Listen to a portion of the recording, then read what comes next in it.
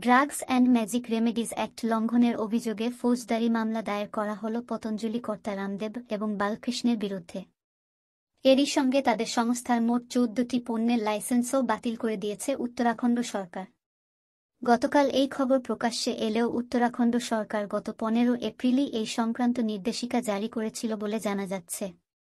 Report অনুযায়ী পতঞ্জলির যে সকল পণ্যের লাইসেন্স বাতিল হয়েছে সেগুলি হল শশারি গোল্ড, শশারি ভাটি, ব্রঙ্কম, শশারি প্রবাহী, শশারি আভালের, মুক্তা ভাটি এক্সট্রা পাওয়ার, লিপিডন, বিপি গ্রিট, মধুগ্রিত মধুনাশিনী ভাটি এক্সট্রা পাওয়ার, লিভামিত অ্যাডভান্স, লিভোগ্রিট, আইগ্রিট গোল্ড এবং পতঞ্জলি দৃষ্টি আই ড্রপ।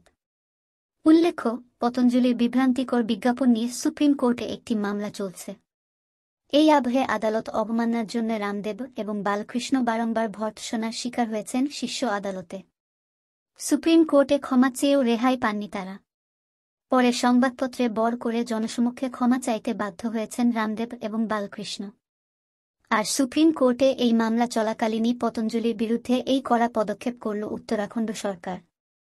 পতঞ্জলির বিভ্রান্তিকর বিজ্ঞাপন মামলায় বুধবার ২৪ এপ্রিল সংবাদপত্রে নতুন করে প্রকাশ্যে ক্ষমা চাইলেন সংস্থার সহ-প্রতিষ্ঠাতা রামদেব এবং বালকৃষ্ণ।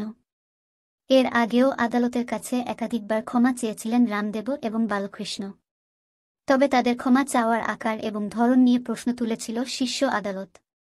এই আবহে গত বুধবার ফের জনসমক্ষে ক্ষমা চাইতে হয় রামদেবকে। পতঞ্জলির সেই জনসাধারণের কাছে ক্ষমা প্রার্থনায় লেখা হয়েছিল, ভারতের মাননীয় সুপ্রিম কোর্টের সামনে মামলার প্রেক্ষিতে নির্দেশ অমান্য করার জন্য নিঃশর্তভাবে ক্ষমা চাইছি। আমরা ২২/১১/২০২৩ তারিখের সংবাদ সম্মেলন করার জন্য নিঃশর্তভাবে ক্ষমা প্রার্থনা করছি। আমাদের বিজ্ঞাপন প্রকাশের ভুলের জন্য আমরা আন্তরিকভাবে দুঃখিত। এই ধরনের ত্রুটির পুনরাবৃত্তি হবে না। আমরা আদালতের নির্দেশনা মেনে চলার অঙ্গীকার করছি।